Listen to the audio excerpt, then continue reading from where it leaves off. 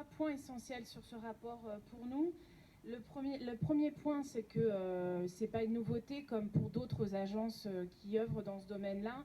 Il est effectivement difficile de quantifiable la réalité de l'impact de ces agences.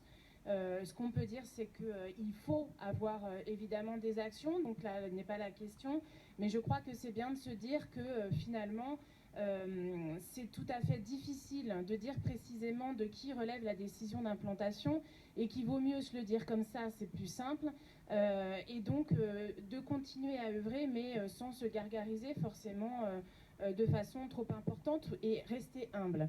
La deuxième chose, c'est sur la question des virtuelles fusions de rapprochement. Nous demandons à être,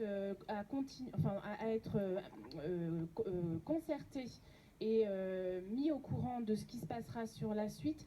Et le troisième point, qui n'est pas des moindres, reste en ce qui concerne la gouvernance, que ce soit sur le rôle et les attributions très importantes qui sont pointées par la CRC sur le rôle du président, sur la question de la direction générale de cet outil, dont les statuts ne précisent pas, ne disent suffisamment pas le rôle et les missions, qui posent un problème de transparence.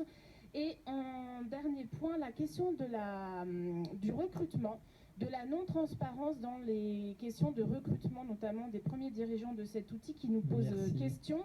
Je vais juste conclure par le fait qu'il faut aussi avoir une vigilance importante sur les niveaux de rémunération qui sont accordés dans le cadre de ces agences, et notamment celle-ci. Voilà. Merci. Donc plusieurs points de vigilance, et on demandera dans le cadre des commissions d'avoir un retour précis sur ces questions. Merci. Merci, Madame.